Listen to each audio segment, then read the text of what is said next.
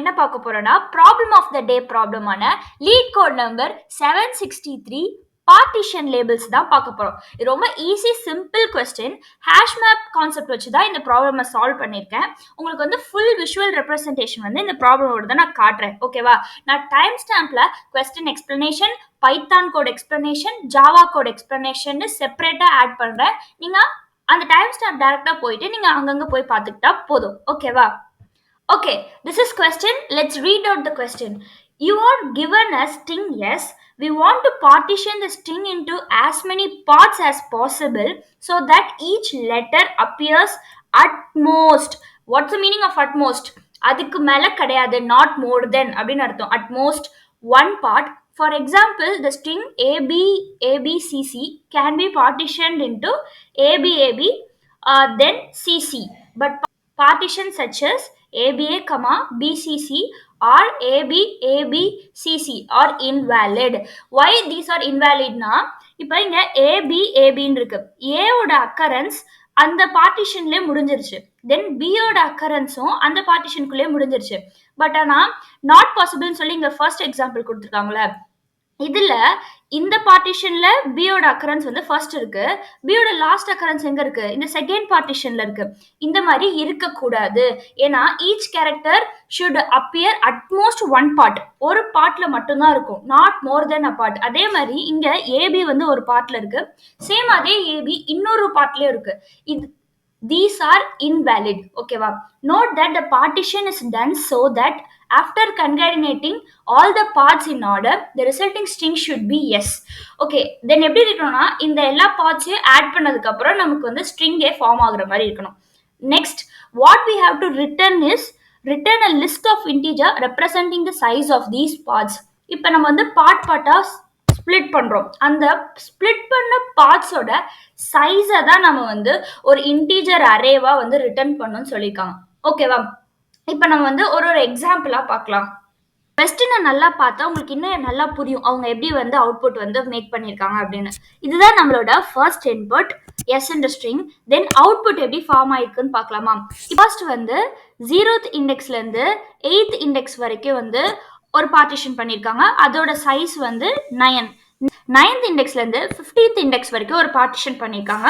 அதோட சைஸ் வந்து 7.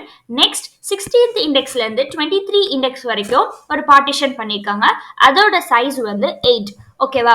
இப்ப எப்படி இந்த பார்ட்டிஷனா பண்ணியிருக்காங்க, அதுக்கு என்ன லாஜிக் யூஸ் பண்ணியிருக்காங்க நம்ம பார்க்கலாம். ஓகே, நமக்கு இந்த ப்ராப்ளம் பார்க்கும் போதே தெரிஞ்சிருக்கும், ஒரு எலமெண்டோட லாஸ்ட் அக்கரன்ஸ் நமக்கு தெரிஞ்சா அது வரைக்கும் பார்ட்டிஷன் பண்ண முடியும் அப்படின்னு ஒரு சின்ன லாஜிக் ஐடியா வந்து நமக்கு திங்க் பண்ணியிருப்போம். ஓகேவா? ஸோ அதனால நம்ம என்ன பண்ணோம்னா ஹேஷ் மேப் கிரியேட் பண்ணி ஒரு லெட்டர் ஒரு கேரக்டரோட லாஸ்ட் அக்கரன்ஸை வந்து நான் வந்து வேல்யூவா ஸ்டோர் பண்ணிக்க போறேன். ஓகேவா? இப்போ ஏவோட லாஸ்ட் அக்கரன்ஸ் எங்க இருக்கு? 8th இண்டெக்ஸ்ல இருக்கு. ஸோ அதை ஸ்டோர் பண்ணிக்கிறேன். பியோட லாஸ்ட் அக்கரன்ஸ் 5th இண்டெக்ஸ், சியோட லாஸ்ட் அக்கரன்ஸ் 7, டிக்கு 14, இக்கு 15, எஃப் ஜிக்கு 15, ஹெச்க்கு 19, ஐக்கு 22, ஜேக்கு 23, கேக்கு 20, எல்லுக்கு 21. இதுதான் ஒரு கேரக்டரோட லாஸ்ட் அக்கரன்ஸ். இதோட ஹேஷ் மேப் போட்டு கிரியேட் பண்ணிட்டேன். ஓகே, இது எப்படி நம்ம யூஸ் பண்ண போறோம் லாஜிக்லன்னு பார்க்கலாம். ஃபர்ஸ்ட் நம்ம வந்து அவுட்புட் வந்து ஒரு அரேவா தான் கொடுக்க போறோம். ஸோ ரிசல்ட்னு ஒரு அரே வந்து நீங்க இனிஷியலைஸ் பண்ணிக்கணும். தென் நம்ம என்ன கால்குலேட் பண்ண போறோம்? சைஸ் தான் கால்குலேட் பண்ண போறோம் ஈச் பார்ட்டிஷனோட. ஸோ சைஸ்ன்னு ஒரு வேரியபிள் டிக்ளேர் பண்ணிக்கிறீங்க. தென் அந்த பார்ட்டிஷன் எங்க முடியுதுன்னு நமக்கு தெரியணும். அப்பதான் நம்ம ஸ்டாப் பண்ண முடியும். ஓகே, ஒரு பார்ட்டிஷனும். ஸோ எண்டுன்னு சொல்லி ஒரு வேரியபிள் டிக்ளேர் பண்ணிக்கிறேன். தென் ஃபார் லூப்குள்ள ஒரு கேரக்டரா நான் எடுக்கிறேன் வித் இண்டெக்ஸ் பொசிஷன். இப்போ ஃபர்ஸ்ட் வந்து 0th இண்டெக்ஸ். 0th இண்டெக்ஸ்ல யார் இருக்கா? ஏன்ற கேரக்டர் இருக்கு. ஓகேவா? ஸோ ஃபர்ஸ்ட் நான் என்ன பண்ணுவேன், சைஸை வந்து அப்டேட் பண்ணிடுவேன். ஏன்னா ஒரு கேரக்டர் நம்ம பார்த்துட்டோம். சைஸ் வந்து அப்டேட் பண்ணிட்டேன். இந்த ஏன்ற கேரக்டரோட எண்டில் தான் என்னோட பார்ட்டிஷன் முடிய போகுது. ஸோ அந்த ஏன்ற கேரக்டரோட லாஸ்ட் அக்கரன்ஸை வந்து நான் எண்டில் வந்து போட்டுக்கிறேன். ஓகேவா? எண்ட் எப்படி கண்டுபிடிக்கிறோம்னா maximum of end comma last occurrence of the character. ஓகேவா? ஃபர்ஸ்ட் எண்ட் என்னவா இருக்கும்? 0வா இருக்கும். லாஸ்ட் அக்கரன்ஸ் வந்து ஏக்கு என்னது? 8. 0,8ல மேக்ஸிமம் 8. ஸோ அதனால எண்ட் வந்து 8 இருக்கும். இப்போ என்ன கொடுத்துருக்கேன் அப்படின்னா அந்த ஃபார் லூப்குள்ள தான் நம்ம வந்து இந்த ப்ராப்ளமோட லாஜிக் இருக்குல்ல. இந்த ஃபார் லூப் வந்து ஒரு வாட்டி ஒரு ஐட்ரேஷனுக்கும் அங்க ஐ வேல்யூ என்னவா மாறுது, சைஸ் எப்படி அப்டேட் ஆகுது, எண்ட் எப்படி அப்டேட் ஆகுதுன்னு ஒரு ஐட்ரேஷன்லயும் நான் எப்படி இருக்கும்னு சொல்லியிருக்கேன். தென் நெக்ஸ்ட் லூப்ல வந்து பி அதோட இண்டெக்ஸ் பொசிஷன் 1க்கு போவோம். இங்க வந்து சைஸ் வந்து இன்க்ரீஸ் பண்ணும். ஏன்னா ஏல இருந்து பிக்கு வந்து மூவ் ஆயிருக்கு, 2 கேரக்டர்ஸ் உள்ள வந்திருக்கு அந்த பார்ட்டிஷனுக்குள்ள. ஸோ சைஸ் வந்து 2 ஆயிடுச்சு. ஸ்டில் இங்க வந்து எண்ட் வந்து 8னே தான் இருக்கு. ஏன்னா பியோட லாஸ்ட் எக்கரன்ஸ் வந்து 5. ஓகேவா? அது வந்து எப்போ வந்திருக்கு, ஏக்கும் முன்னாடியே வந்துருச்சு. ஓகே, இந்த பார்ட்டிஷனுக்கும் முன்னாடியே வந்துட்டனால நம்ம வந்து 5ன்னு சொல்லி அப்டேட் பண்ணாம ஸ்டில் 8னே நம்ம வந்து வச்சிருக்கோம் end. Okay, next again B தான் வருது. ஸோ சைஸ் மட்டும் இன்க்ரீஸ் பண்ணிட்டு எண்ட் வந்து அப்படியே தான் இருக்க போகுது.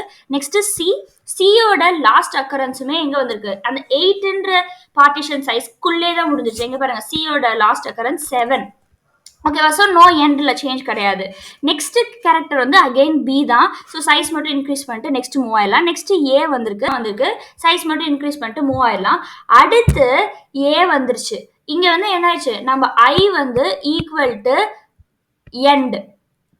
ஏன்னா ஐ வந்து நம்ம என்ன பண்ணிட்டோம், 8th இண்டெக்ஸ்க்கு லூப் பண்ணி வந்துட்டோம். நம்ம எண்டும் என்னது 8. அப்ப நம்ம என்ன பண்ணோம்னா அந்த ஒரு பார்ட்டிஷனோட சைஸை வந்து நம்ம கண்டுபிடிக்கிறதுக்கு தான் சைஸ்ன்னு சொல்லி ஒரு வேரியபிள் வந்து டிக்ளேர் பண்ணோம். இப்போ ஒரு பார்ட்டிஷனோட எண்டுக்கு நம்ம வந்துட்டோம். அப்ப என்ன பண்ணோம், அந்த சைஸை வந்து ரிசல்ட்ல அப்பெண்ட் பண்ணிட்டு அதை ரீசெட் பண்ணிடணும் அடுத்த பார்ட்டிஷனோட சைஸை கால்குலேட் பண்றதுக்காக. ஓகேவா? இப்போ நான் என்ன பண்ணிட்டேன், இந்த இடத்துல வந்து முடிஞ்சிருச்சு. a equal to 8th இண்டெக்ஸ்ல சைஸ் வந்து 9 வரைக்கும் அப்டேட் ஆயிருக்கு. அங்கதான் என்னோட எண்டும் இருக்கு, ஃபர்ஸ்ட் பார்ட்டிஷனோட எண்ட். ஓகே, இப்போ நெக்ஸ்ட் வந்து அகைன் ஃபார் லூப்குள்ள டின்னு வருவோம். டில வந்து ஐ இண்டெக்ஸ் என்னது 9. இங்க சைஸ் வந்து ஃபர்ஸ்ட்ல இருந்து ஆரம்பிக்கிறதுனால +1. டி தான் ஃபர்ஸ்ட், அடுத்த பார்ட்டிஷனோட ஃபர்ஸ்ட் கேரக்டர் வந்து டி. ஓகேவா?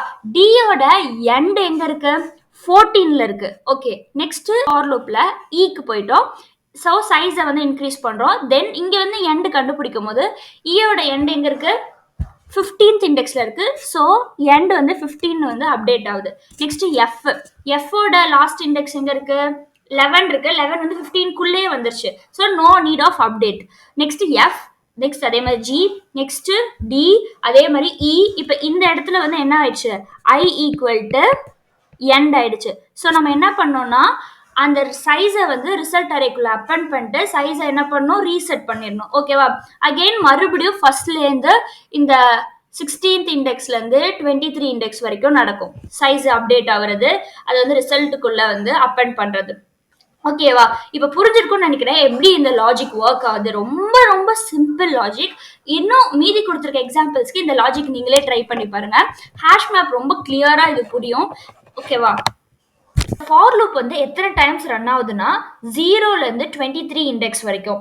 இதோட சைஸ் என்னது, அவங்க கொடுத்துருக்க இன்புட் சைஸுக்கு ஈக்குவலா இருக்கு. ஸோ இங்க டைம் காம்ப்ளெக்சிட்டி வந்து O of n. Then space complexity வந்து O of 1, கிட்டத்தட்ட கான்ஸ்டன்ட் டைம் காம்ப்ளெக்சிட்டி. ஏன் அப்படின்னா இங்க வந்து எவ்வளோ ஆல்பபெட்ஸ் இருக்கு, 26 ஆல்பபெட்ஸ் இருக்கு. ஸோ அந்த 26 ஆல்பபெட்ஸ்க்குள்ள தான் வந்து ஹேஷ் மேப்ஸ் வந்து கிரியேட் ஆகிட்டே இருக்க போகுது.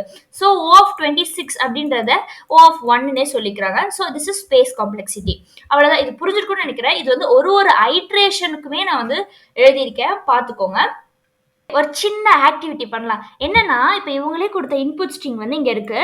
இதுல வந்து ஏவோட ஃபர்ஸ்ட் அக்கரன்ஸ் வந்து 0th இண்டெக்ஸ், லாஸ்ட் அக்கரன்ஸ் வந்து 8th இண்டெக்ஸ்ல இருக்கு. தென் ஃபர்ஸ்ட் பார்ட்டிஷனோட சைஸ் என்னன்னு பார்த்தோம், 9ன்னு பார்த்தோம். இப்போ இன்கேஸ் இங்க ஒரு ஜி இருக்குல்ல, இந்த ஜியை நான் ஏன்னு சேஞ்ச் பண்றேன். சேஞ்ச் பண்ணிட்டா அப்ப நம்மளோட ரிசல்ட் அரே எப்படி இருக்கும்னு நீங்களே ட்ரை பண்ணி பாருங்க. ஓகேவா? நான் ரன் பண்ணதுக்கு அப்புறம் எனக்கு வந்ததும் உங்களுக்கு வந்ததும் சேமா இருந்துச்சுன்னா கரெக்ட் அப்படின்னு சொல்லி எனக்கு ஒரு கமெண்ட் பண்ணுங்க, நான் பாக்குறேன்.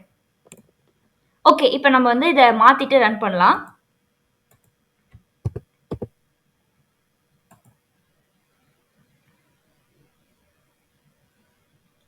டடா, இதே ஆன்சர் தான் உங்களுக்கு வந்துச்சான்னு செக் பண்ணிக்கோங்க. தென் இந்த மாதிரி டெஸ்ட் கேஸ்ல போய் நீங்களே டிஃப்ரெண்ட் இன்புட்ஸ் கொடுத்து ட்ரை பண்ணும்போது உங்க லாஜிக்கல் திங்கிங் வந்து இன்னும் நல்லா இன்க்ரீஸ் ஆகும். ஓகேவா? நம்ம பார்த்த லாஜிக்கோட பைத்தான் கோட் தான் இது. இது ரொம்ப சிம்பிள் தான், நான் வந்து சொல்றேன் கேளுங்க. ஃபர்ஸ்ட் நம்ம என்ன பண்ணணும்னு சொன்னேன், நம்ம ஒரு ஆல்பபெட் அதனோட லாஸ்ட் அக்கரன்ஸ வந்து ஹாஷ் மேப்ல போட்டு கிரியேட் பண்ணிக்கணும்னு சொன்னேனா, அதுக்காக லாஸ்ட் அக்கரன்ஸ்ன்னு சொல்லி நான் ஒரு டிக்ஷனரி வந்து கிரியேட் பண்ணிக்கிறேன். தென் இங்க வந்து நம்ம என்ன ஸ்டோர் பண்ண போறோம்? அந்த கேரக்டர் அதோட லாஸ்ட் அக்கரன்ஸ் தான் இண்டெக்ஸ் பொசிஷன் தான் ஸ்டோர் பண்ண போறோம். ஸோ எனுமரேட் அப்படின்னு சொல்லி பைத்தான்ல ஒண்ணு இருக்கு. அத வச்சு நம்ம வந்து அந்த கேரக்டரோட இண்டெக்ஸ் அப்படின்னு சொல்லி நம்ம வந்து ஃபார் லூப் போட்டு எடுத்துக்கலாம். ஓகேவா? எடுத்ததுக்கு அப்புறம் நம்ம டிக்ஷனரியில அந்த கேரக்டரை கீன்னு செட் பண்ணிட்டு அதோட இண்டெக்ஸ் பொசிஷனை நான் வேல்யூன்னு போடுறேன்.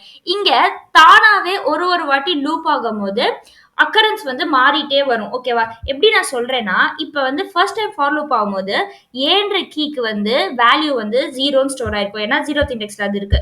நெக்ஸ்ட் இந்த இடத்துல வரும்போது 0 1 2ன்னு சொல்லி வந்து அப்டேட் ஆயிருக்கும். தென் இந்த இடத்துல வரும்போது லாஸ்ட் அக்கரன்ஸ் வந்து 8ன்னு அப்டேட் ஆயிடும். ஸோ நமக்கு அது ப்ராப்ளம் இல்லை இங்க. நெக்ஸ்ட் என்ன பண்ணும்? ரிசல்ட்ன்ற அரேல தான் நம்ம அவுட்புட் கொடுக்க போறோம். ஸோ ரிசல்ட் அரே அப்படி ஒன்று கிரியேட் பண்ணிக்கிறோம். தென் ஒரு சைஸ் வந்து நம்ம கண்டுபிடிக்க போறனால சைஸ், தென் எண்ட் வந்து ட்ராக் பண்ணிட்டே வர்றதுக்காக எண்ட் அப்படின்னு சொல்லி 2 வேரியபிள்ஸ் வந்து நம்ம கிரியேட் பண்ணிக்கிறோம். ஓகே, நெக்ஸ்ட் ஃபார் லூப் போட்டு நம்ம மெயின் லாஜிக் உள்ள வரலாம். லாஸ்ட் இண்டெக்ஸ் கண்டுபிடிச்சு சைஸை வந்து அப்டேட் பண்ணிட்டே வரதுக்காக. ஓகேவா? இது ரொம்ப புரிஞ்சிருக்கும்னு நினைக்கிறேன். இங்கே எனுமரேட் தான் யூஸ் பண்ணியிருக்கேன். Size equal to size plus 1. நான் எண்டுக்கு என்ன பண்ணியிருக்கேன்னா maximum of end comma last occurrence of the character அப்படின்னு போட்டிருக்கேன். ஓகேவா? இன்கேஸ் நம்ம இண்டெக்ஸ் பொசிஷனும் எண்டும் சேம் ஆயிடுச்சுன்னா என்ன பண்ணும்? அந்த சைஸை வந்து ரிசல்ட் அரேக்குள்ள அப்பெண்ட் பண்ணிட்டு சைஸை என்ன பண்ணும்? ரீசெட் பண்ணிடணும். ஸோ அடுத்த பார்ட்டிஷனோட சைஸை வந்து கால்குலேட் பண்றதுக்காக. தென் ஃபைனலி நம்ம ரிசல்ட்ன்ற அரேவை ரிட்டர்ன் பண்ணிடணும். அவ்வளவுதான். இது உங்களுக்கு ரொம்ப புரிஞ்சிருக்கும்னு நினைக்கிறேன். நீங்களே வந்து இன்னும் 2 3 எக்ஸாம்பிள்ஸ் வந்து வச்சு ரன் பண்ணி பாருங்க இந்த கோட ட்ரை ரன் மாதிரி. ஓகே, டடா! இதுதான் வந்து இந்த லாஜிக்கான ஜாவா கோட். இதுவும் ரொம்ப சிம்பிள் தான். பாருங்க 16 லைன்ஸ் ஆஃப் கோட் தான்.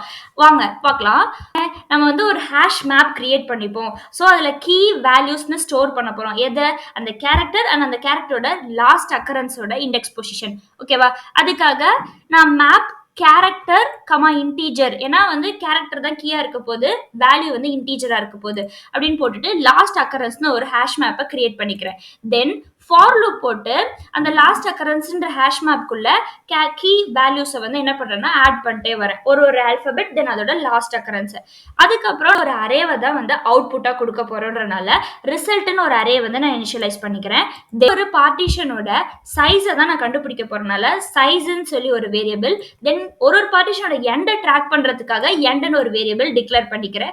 தென் நம்ம ஃபார் லூப்குள்ள போய் மெயின் லாஜிக் அங்க சொன்னதே தான், ரொம்ப வித்தியாசம் கிடையாது. ஒரு ஆல்பபெட்டா போக போக சைஸ் இன்க்ரீஸ் பண்ணிட்டே வரணும்.